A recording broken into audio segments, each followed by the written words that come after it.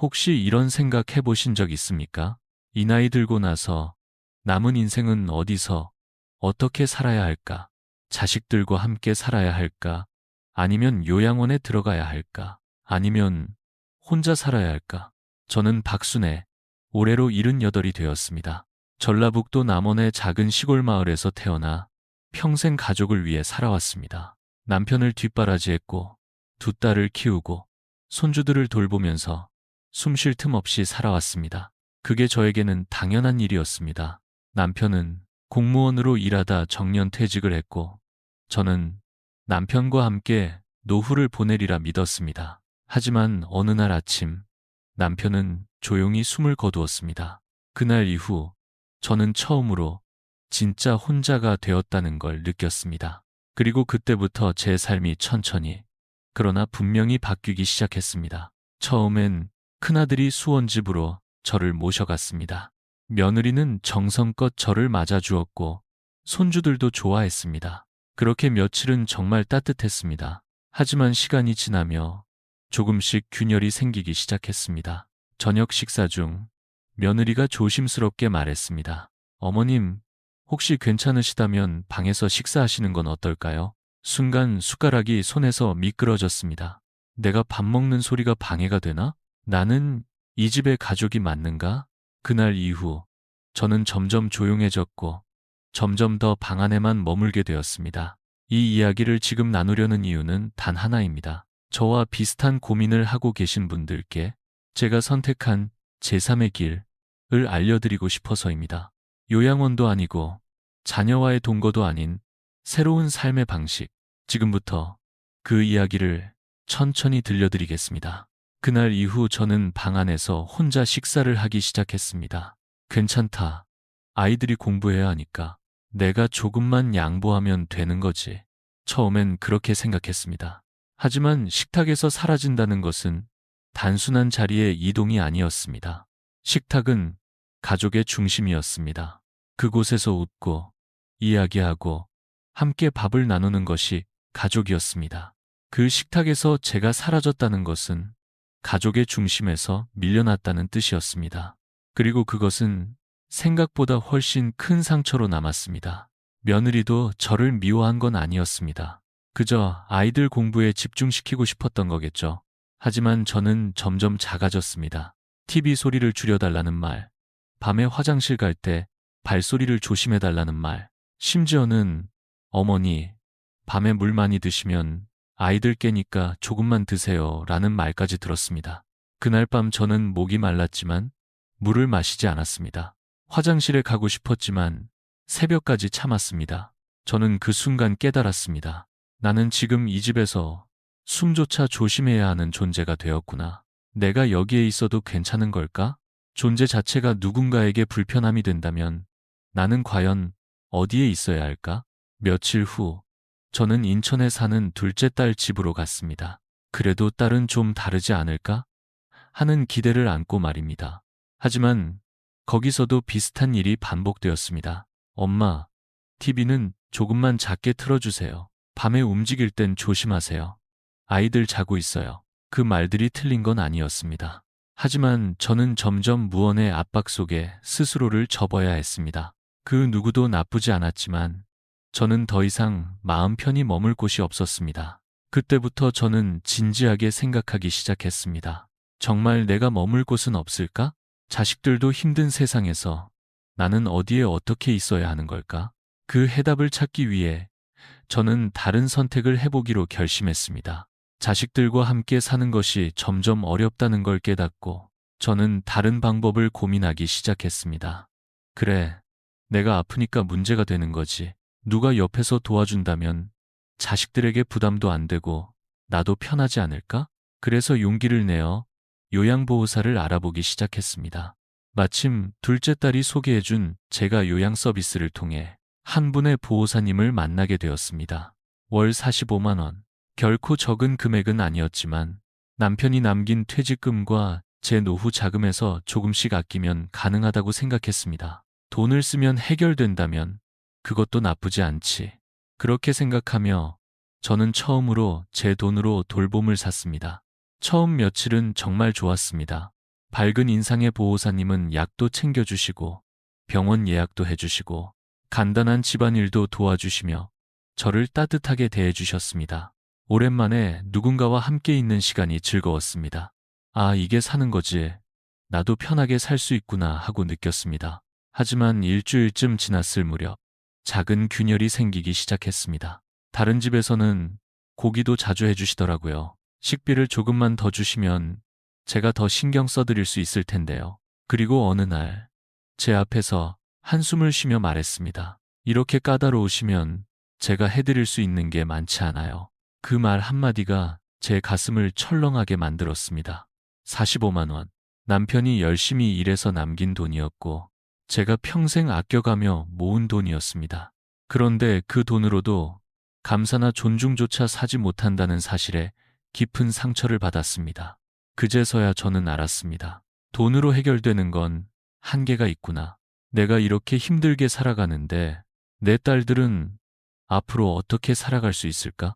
그 질문이 계속 머릿속에 맴돌았습니다. 그리고 저는 마지막 가능성을 떠올렸습니다. 많은 사람들이 말하듯 노후는 결국 요양원으로 가야 하는 것일까? 그렇게 저는 결국 마지막 선택지로 여겨졌던 요양원을 알아보기 시작했습니다. 주변 사람들도 다들 그렇게 말했습니다. 그래도 시설이 제일 낫지 않아요? 요즘 요양원은 잘 되어 있어요.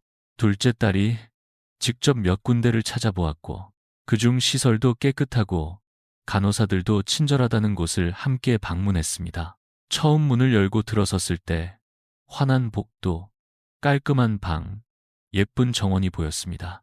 아, 생각보다 괜찮은데? 조금은 안심이 되었습니다.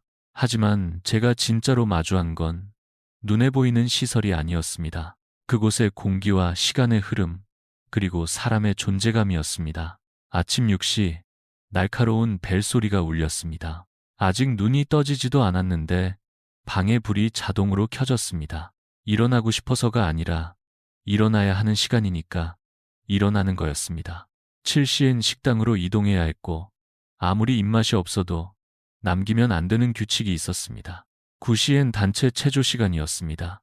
허리도 아프고 무릎도 시큰거렸지만 참여하셔야 합니다라는 말 한마디에 억지로 몸을 움직여야 했습니다. 웃음도 동작도 모두 정해진 시간표 안에서 강제로 흘러갔습니다. 가장 힘들었던 건 제 이름이 사라진 순간이었습니다. 204호실 약 드실 시간입니다. 204호실 식사하러 오세요. 204호실 활동 시작합니다. 저는 더 이상 박순애가 아니었습니다. 그저 번호로 불리는 존재. 하루하루가 제 뜻이 아닌 누군가의 스케줄에 따라 흘러가는 삶. 75년을 내 의지로 살아왔던 제가 남은 생을 숫자로 불리며 살아야 한다는 현실은 참담하기 그지없었습니다. 게다가 제 옆방의 어르신은 밤마다 울었습니다. 누군가를 부르며 흐느끼는 소리에 저는 단 한 번도 편히 잠든 적이 없었습니다. 새벽마다 들려오는 아파요. 누구 없어요? 그 목소리는 점점 제 목소리처럼 느껴졌습니다. 결국 저는 딸에게 말했습니다. 엄마는 여기 못 있겠다. 차라리 혼자 죽는 게 낫겠다. 그리고 그렇게 저는 그곳을 단 3일 만에 나왔습니다. 요양원을 나온 저는 다시 혼자 살기로 결심했습니다. 자식들과 사는 것도 보호사를 두는 것도 요양원도 모두 실패였으니 남은 선택은 혼자 살아보는 것뿐이었습니다. 하지만 나이 들어 혼자 산다는 건 생각보다 훨씬 더 많은 위험을 안고 있었습니다. 특히 갑작스러운 낙상이나 건강 악화는 가장 큰 걱정거리였습니다. 만약 내가 쓰러져도 아무도 몰라주면 어쩌지? 그 두려움을 덜기 위해 저는 기술의 도움을 받기로 했습니다. 집 안에 AI 스피커를 설치하고 음성 인식 조명과 낙상 감지 센서, 스마트 플러그 등 스마트 기기들을 하나하나 갖추어 나갔습니다. 아침마다 AI 스피커가 말해줍니다. 오늘의 날씨는 맑음, 낮 최고 기온은 22도입니다. 약 드실 시간입니다. 이 말에 맞춰 약을 챙기고 불도 음성으로 끄고 켤 수 있게 되니 허리나 무릎이 아플 때 무척 편리했습니다. 밤에는 화장실 가는 길에 자동으로 불이 켜지고 혹시 넘어지기라도 하면 딸과 가까운 이웃에게 바로 연락이 가도록 설정해 두었습니다. 이제 조금 안심이다 하는 생각이 들기도 했습니다. 하지만 시간이 지나면서 저는 중요한 사실 하나를 알게 되었습니다. 기술은 편리함은 줄 수 있어도 외로움은 채워주지 못한다는 것입니다. 하루 종일 누구와도 대화 없이 TV만 켜진 방 안에서 밥을 지어 혼자 먹고 혼자 설거지를 하고 혼자 침대에 눕는 밤이 생각보다 더 적막하고 차가웠습니다. 어느 날은 밤중에 이상한 소리 하나에도 놀라 벌떡 일어났고 내가 지금 이 집에서 죽어버리면 며칠이 지나서야 시체가 발견되는 건 아닐까? 그런 생각이 머릿속을 떠나지 않았습니다. 사방이 조용한 집안에서 저는 다시 천장을 바라봤습니다. 그때 떠올랐습니다. 사람이 필요하다. 기계가 아니라 진짜 사람이, 온기를 가진 누군가가. 그 깨달음은 저를 다시 밖으로 향하게 만들었습니다. 그렇게 다시 혼자가 된 어느 날, 저는 집 근처 공원을 천천히 걷고 있었습니다. 햇살은 따뜻했지만 마음 한구석은 여전히 쓸쓸했습니다. 그런데 그날따라 같은 시간에 산책을 나온 비슷한 또래의 여성들이 눈에 띄었습니다. 엘리베이터 안, 공원 벤치 옆, 작은 카페 앞, 자주 마주치다 보니 자연스럽게 인사를 나누게 되었고 조심스레 대화를 시작하게 되었습니다. 놀랍게도 모두 저와 비슷한 사연을 가진 분들이었습니다. 자식들과 살다가 불편함을 느껴 혼자 사는 분, 요양원에 갔다가 며칠 만에 나왔다는 분, 누구보다 외로움에 지쳐있던 분들이었습니다. 우리 그냥 같이 밥이라도 먹어볼까요? 누가 먼저 말했는지는 기억이 나지 않습니다. 하지만 그 말 한마디가 제 안에 무언가를 크게 흔들었습니다. 그리고 그렇게 우리 5명의 새로운 삶이 시작되었습니다. 월요일, 수요일, 금요일, 서로 번갈아가며 누군가의 집에서 함께 밥을 먹는 것. 그것이 우리의 첫 번째 약속이었습니다.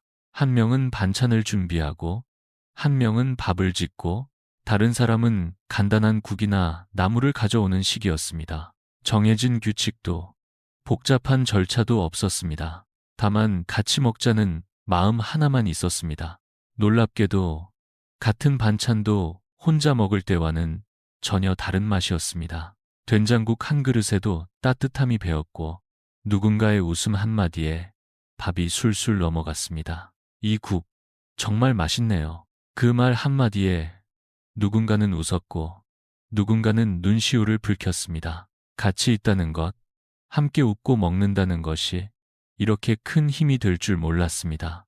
식탁 앞에서 우리는 다시 가족이 되었습니다. 비록 피로 맺어진 가족은 아니지만 마음으로 이어진 더 깊은 인연이었습니다. 그날 이후 우리는 밥만이 아니라 삶을 함께 나누기 시작했습니다. 같이 밥을 먹고 같이 웃고 같이 산책을 하다 보니 우리 사이에는 점점 더 큰 신뢰와 정이 쌓여갔습니다. 그리고 자연스럽게 서로를 돌보는 방식도 다양해졌습니다. 누군가는 병원에 갈 일이 생기면 함께 따라가고 누군가는 약 복용이 헷갈리면 옆에서 도와주었습니다. 그 과정에서 의사 선생님도 더 자세히 설명해주고 약사도 더 신경 써주었습니다. 혼자였다면 놓쳤을 정보들도 같이 있으니 더 정확히 이해할 수 있었습니다. 무엇보다도 좋았던 건 우리 각자가 가진 재능을 나누기 시작했다는 것입니다. 한 분은 손재주가 좋아 가방과 수세미를 만들기 시작했고 다른 분은 스마트폰 사용에 익숙해져 온라인 마켓에 물건을 올렸습니다. 처음엔 몇 개밖에 팔리지 않았지만 입소문이 나면서 당근마켓이나 네이버 스마트 스토어를 통해 주문이 조금씩 늘어났습니다. 우리는 매달 벌어들인 수익을 5등분했습니다. 작게는 한 달에 3만 원, 많게는 5만 원씩 각자의 손에 들어왔습니다. 저는 손재주는 없지만 옛날 이야기를 좋아했습니다. 어릴 적 할머니에게 들은 전래동화들을 기억하고 있었고 손주들에게 얘기해 줄 때마다 그 반짝이는 눈빛이 너무나 따뜻했습니다. 그래서 아파트 게시판에 작은 종이를 붙였습니다. 할머니가 들려주는 전래동화 교실, 월 5천 원. 처음엔 단 한 명의 아이가 왔고 그 다음엔 그 아이의 친구가 함께 왔고 몇 주 뒤에는 엄마들까지 아이 손을 잡고 찾아오기 시작했습니다. 매달 2만 원, 많게는 3만 원의 수입이 생겼습니다. 돈보다 더 감사했던 건 우리 아이가 TV보다 할머니 얘기를 더 좋아해요. 라는 말이었습니다. 또 누군가의 제안으로 저도 유튜브를 시작하게 되었습니다. 처음엔 어색하고 서툴렀지만 점점 익숙해졌습니다. 6개월쯤 지나니 구독자가 1000명을 넘었고 댓글 하나하나에 눈물이 날 정도로 삶의 의미를 다시 느낄 수 있었습니다. 이 모든 변화는 같이 있기 때문에 가능했던 기적이었습니다. 이렇게 함께 살며 자연스럽게 생활비도 줄어들고 건강도 좋아졌습니다. 혼자 살 때는 매달 70만 원 넘게 들던 생활비가 지금은 35만 원에서 50만 원 정도면 충분했습니다. 식비, 공과금, 생필품을 나누었으니 절반 이하로 줄었고 각자가 벌어들이는 작은 수입 덕분에 실제 제 부담은 거의 20, 30만 원 수준으로 내려갔습니다. 하지만 무엇보다 더 값졌던 건 건강의 변화였습니다. 매일 누군가와 함께 식사하며 균형 잡힌 영양을 섭취하고 같이 병원에 가며 작은 증상을 미리 발견할 수 있었고 매일 산책하며 자연스럽게 몸을 움직이게 되니 당뇨약, 혈압약의 양도 줄었습니다. 의사 선생님이 물었습니다. 박순애 어르신, 요즘 뭘 하고 지내세요? 저는 웃으며 대답했습니다. 그냥 외롭지 않게 살고 있어요. 외롭지 않다는 것, 그게 제 건강의 비결이었습니다. 사실 이런 공동생활 방식은 한국에서도 이제 막 알려지고 있는 모델입니다. 외국에서는 이미 수십 년 전부터 존재해 왔습니다. 덴마크의 코하우징, 미국의 시니어 커뮤니티, 그리고 일본의 그룹 리빙까지 함께 살며 서로를 돌보는 구조는 의료비를 줄이고 외로움을 막고 삶의 질을 높이는 효과가 있습니다. 여러분, 혹시 지금 혼자 외롭게 하루를 보내고 계신가요? 혹은 자식들 눈치를 보며 마음속이 작아지고 계신가요? 요양원이 두려워서 밤잠을 설친 적 있나요? 그렇다면 저는 조심스럽게 말씀드리고 싶습니다. 당신은 혼자가 아닙니다. 정말로요? 용기 내어 주민센터에 들러보세요. 아파트 경비실 게시판을 한번 살펴보세요. 엘리베이터 안에서 자주 마주치는 분에게 혹시 저랑 밥 한 끼 같이 하실래요? 그 한마디가 인생을 바꿀 수 있습니다. 노년은 끝이 아니라 새로운 시작입니다. 우리 함께라면 지금부터라도 늦지 않습니다. 혼자였다면 불가능했을 삶. 지금은 매일매일이 기다려지고 내일이 기대되는 삶이 되었습니다. 이 이야기가 당신에게 작은 용기와 따뜻한 위로가 되었기를 바랍니다. 오늘 하루도, 아니요, 오늘 이후의 인생도 당신답게 웃으며 살아가시기를 진심으로 응원합니다.